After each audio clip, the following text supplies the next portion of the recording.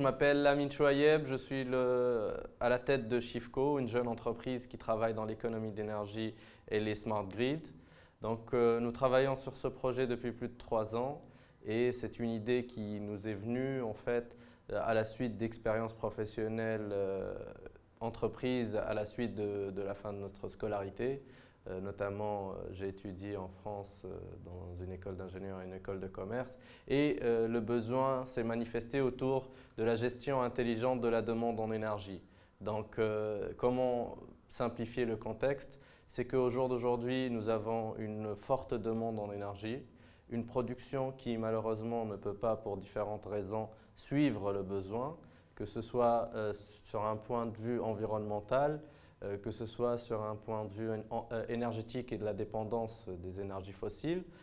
Nous avons pensé qu'il était beaucoup plus intelligent de gérer la demande en énergie. La demande en énergie, c'est tout simplement le fait de contrôler ce qu'on va consommer sur le réseau et donc cela passe directement par le contrôle des différentes habitations, des différents commerces qui représentent en France, par exemple, pour donner ce chiffre-là, c'est 60% de la consommation d'énergie, d'électricité en général.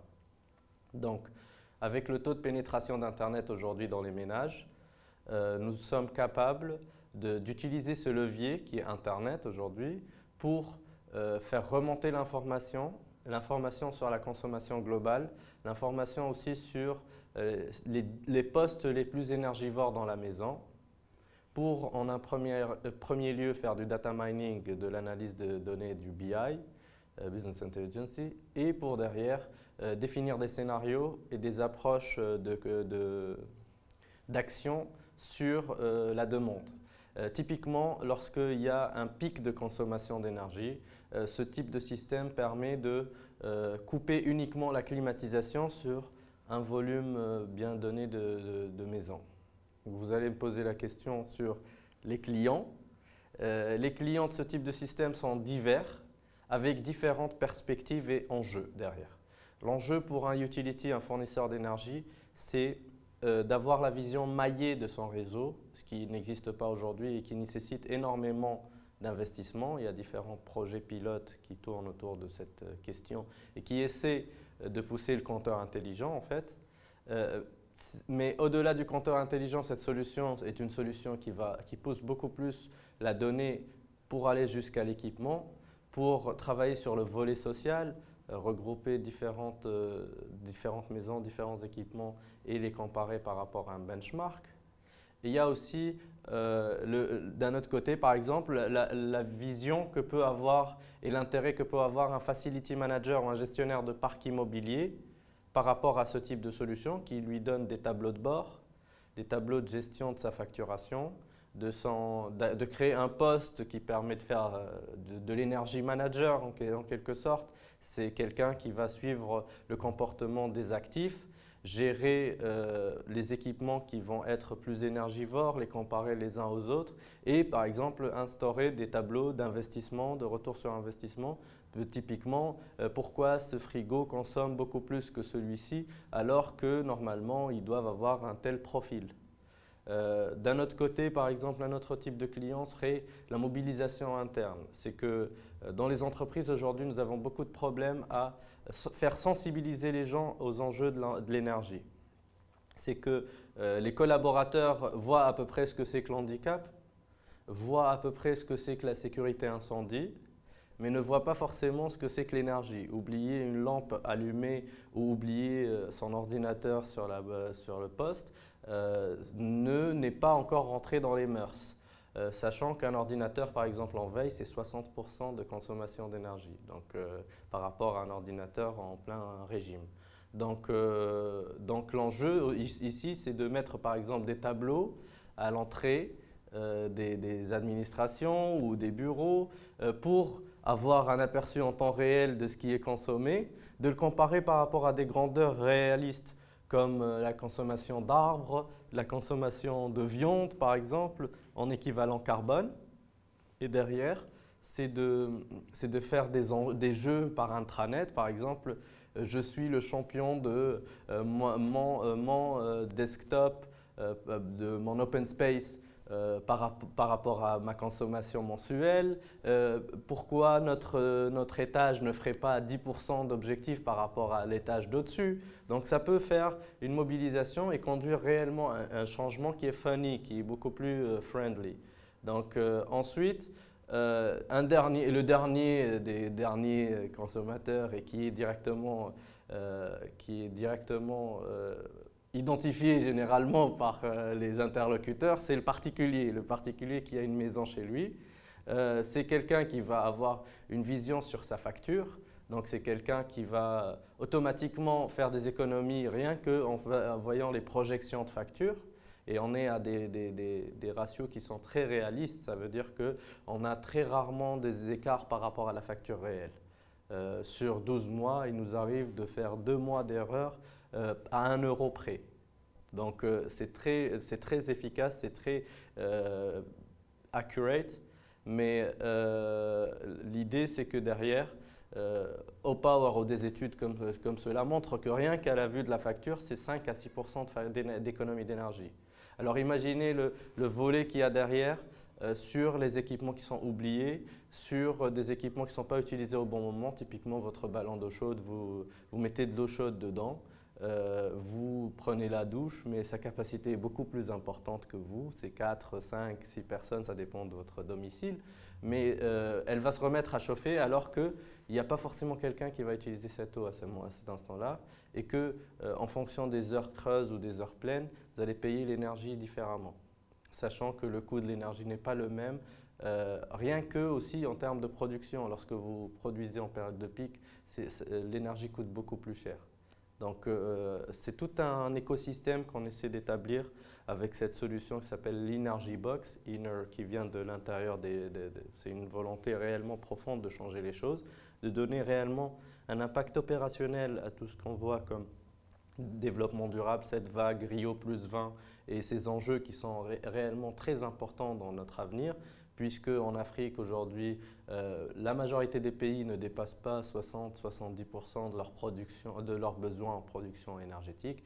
Et donc c'est quelque chose qui peut être structurant, qui peut apporter beaucoup de valeur au pays et aux particuliers et aux différents acteurs de la chaîne de l'énergie et qui peut derrière pousser différents services, que ce soit de la sécurité, de la 3G, ça peut être des packages. On peut imaginer beaucoup de choses. Aujourd'hui, l'important, c'est qu'en Tunisie, il y ait de la création de valeur, de la création de l'innovation, de la création technologique et qu'on donne une nouvelle vision beaucoup plus réaliste et beaucoup plus motivante pour toute une région.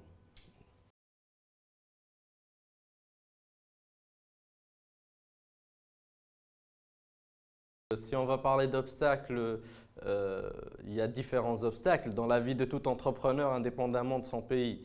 Après, les spécificités culturelles vont faire que ces obstacles sont, et les marchés aussi.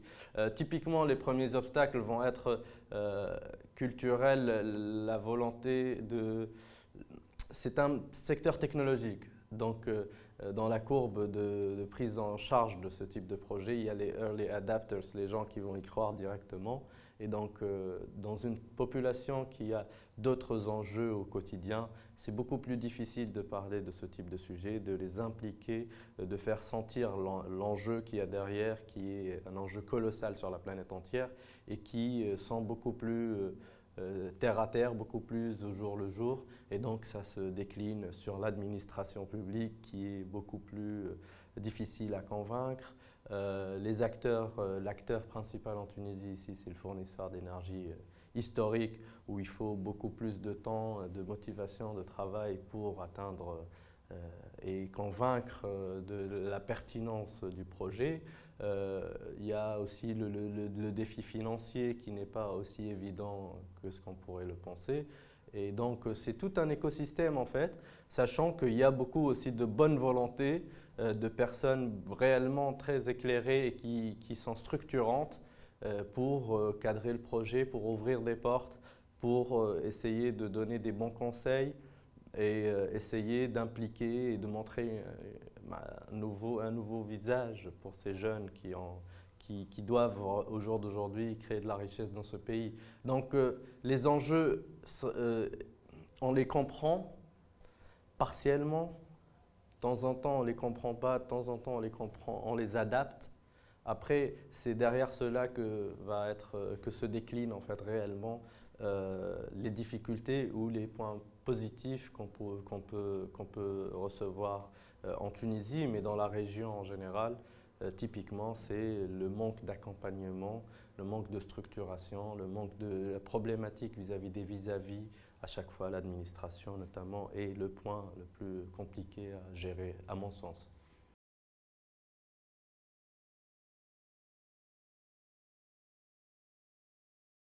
Moi, je me suis lancé, je vais parler de ma personne, puisque nous sommes une équipe derrière. C'est la force d'une équipe. Moi, je crois beaucoup aux valeurs de l'équipe et du travail en équipe. Donc, si je vais parler de mon cas particulier, c'est que réellement, historiquement, j'ai toujours eu un penchant pour l'entrepreneuriat. J'ai commencé à 13-14 ans à écrire des articles de presse pour expliquer le web à l'époque et à la sortie de Windows 95, je me rappelle bien. Donc, c'est quelque chose de vouloir créer de la valeur. C'est une envie qui est peut-être familiale, qui est peut-être pas culturelle par l'écosystème dans lequel on vit, par les personnes qu'on a eu le hasard de rencontrer qui nous greffe cette petite envie de toujours créer, de toujours vouloir entreprendre des projets. Et donc ensuite, j'ai commencé à faire des sites web, à développer pour des entreprises. Après, j'ai essayé de faire autre chose donc c'est la vie en fait un entrepreneur à mon sens c'est quelque chose qu'on le sent et donc en travaillant dans des cabinets ou dans des entreprises euh, on est tout le temps tenté et il fallait bien faire le pas puisque à mon sens le risque est beaucoup moins important à notre âge et que demain, que après-demain et aussi il vaut mieux tenter et échouer que de ne pas tenter et de regretter. Donc pour moi, je pense qu'il fallait faire le pas et que au-delà de tout ça, au-delà de l'enjeu pécunier que tout le monde valorise directement, c'est une expérience, c'est des contacts, c'est des réseaux, c'est beaucoup d'échanges. Donc ça structure une personne, ça la forme, ça lui donne une réelle vision de ce qui se passe. Et c'est peut-être là le premier avantage d'être entrepreneur.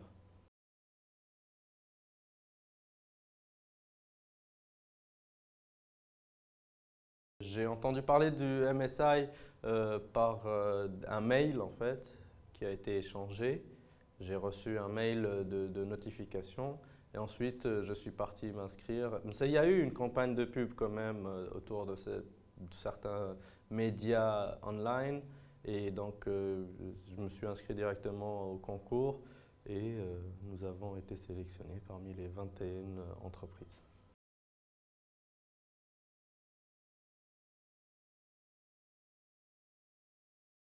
Moi, je pense que la première des victoires est au-delà du prix, au-delà de la médiatisation ou des cadeaux qui peuvent être donnés en cours de route. C'est réellement le premier impact de ce bootcamp, c'est déjà de mettre autour de la table 21 innovations ou 21 idées d'innovation, 21 startups tunisiennes. Et donc, c'est d'échanger, c'est un réseau, c'est des personnes qui sont différentes mais intéressantes. Et je pense que c'est un premier levier pour mettre autour de la table des personnes intelligentes et pour que demain ces personnes puissent collaborer ensemble, de chacun selon son point de vue.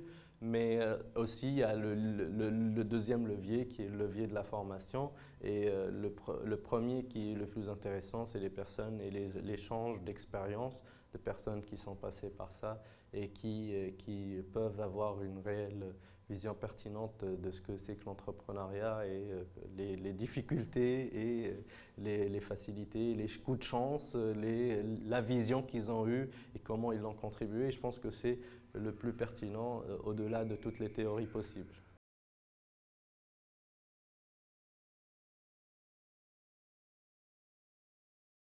Je pense que pitcher, en fait, pour un projet comme le mien, c'est plutôt d'expliquer le projet, de le vulgariser, puisque les différents backgrounds ne sont pas forcément derrière très conscients peut-être au début ou techniquement ou aussi commercialement ou ne voient pas forcément l'intérêt. C'est là l'enjeu, c'est d'expliquer un business model qui peut avoir différentes facettes.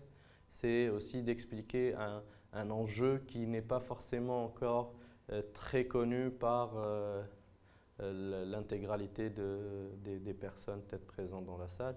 Après, l'enjeu derrière, c'est de défendre ses couleurs à fond.